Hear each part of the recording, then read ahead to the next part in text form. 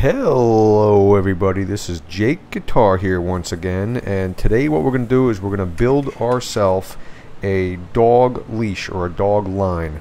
And the purpose of this whole thing is you can tie your dog up and have the perfect length of line so that he doesn't or she doesn't wrap herself around any trees or go too far, and you can easily just connect your dog, and then and when the dog's ready she comes back in. So anyway, here we go. So what we started out with is a 20-foot piece of cable. I decided on 20 feet because any further than that and my dog would be wrapping herself around the little orange tree I have in my backyard. And the cable you could pick up at Home Depot. It's 31 cents a foot, and it's 1/16 inch cable. These are the little hooks that I purchased also, and if you see it says swivel bolt snap, that's what you got to look for. You can find that in the hardware section, along with these ferrule and stop set pieces here, size 3/32 of an inch. Alright, so what we're going to do here first is just simply open up the package and take out our parts, and you're going to see how simple this is. Now you might be asking yourself, why do I have to go through all this when I could just go over to pet supermarket or whatever and buy myself a leash or a line or just take a rope? Well, for me the most important thing is to say, hey, I did it. Where'd you get the line?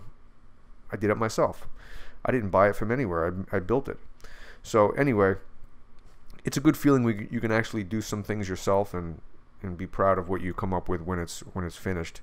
So the little ferrules kind of look like this. There's 4 pieces in there. You're going to throw the round ones away, and you're going to keep these tubular looking ones.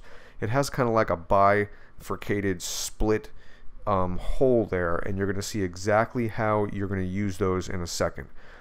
First thing you're going to do is you're going to feed your cable through here. If you notice, it's also a plastic covered cable, which prevents it from rusting.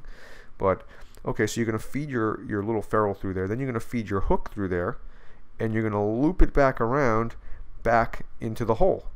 And you're going to see how quickly this thing starts to look like a leash. It's amazing. See that? Bam. Thing looks like a leash already. Took 2 seconds. Alright, so you want to leave yourself enough loop, because for the moment here we're just setting the whole project up. We're going to snug it up and make it tight in a minute. But once you get one done, you just go to the other side of the cable, and now you do the other side. You put your little ferrule in there, slide it on, and then you take your hook, put it on there like that, you loop it around and look for the hole just like we did last time. You feed it through and make sure you push it through far enough. And then what we're going to do is we're going to show you how to clamp that thing down, because remember, now it's still loose. You got to be able to tighten that thing so the hook won't pull off the cable. You're going to need 2 tools for this.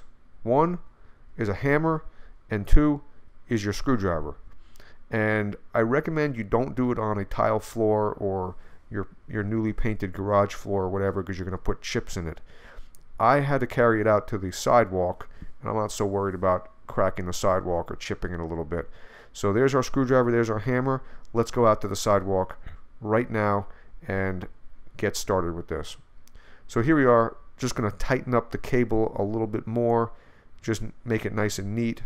You can leave it long, but there's really no purpose to it, and then you might end up having to trim that little extra piece of cable off that's sticking out. So I just make it really, really short and really nice there, nice and neat, and just lay it out on the ground like that.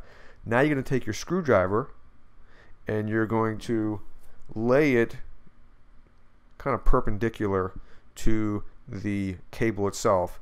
You're going to take your hammer and you're just going to pound it a couple times.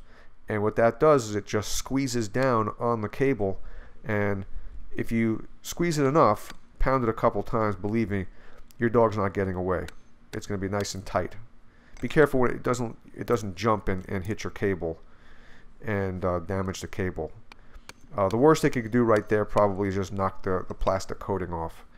But see, that one's nice and tight. And let's now move over to the other one. And I'm going to pound that a couple times with the hammer. You can see I actually nicked the cable there a little bit, but it just kind of took the plastic coating off. Once you're done with that, it's going to act like a little latch there. You can just loop it around something. I kind of used my barbecue grill there. It just kind of sits in my patio, and I just connect my dog, and now my dog is nice and happy. She's confused, but eventually she's going to realize, hey, I can go for a little walk right now. And she's kind of tethered to the line. I could do what I want to do. I don't have to worry about my dog running away. And she has just enough line so that she doesn't, wrap herself around a tree. She could do her business out in the backyard, and she's happy, and I'm happy because I don't have to stand out there and hold her or walk her out there. So anyway, I hope you enjoyed this video. If you did, please leave us a thumbs up and subscribe. And we have some more cool videos coming soon. As always, Jake Guitar signing out.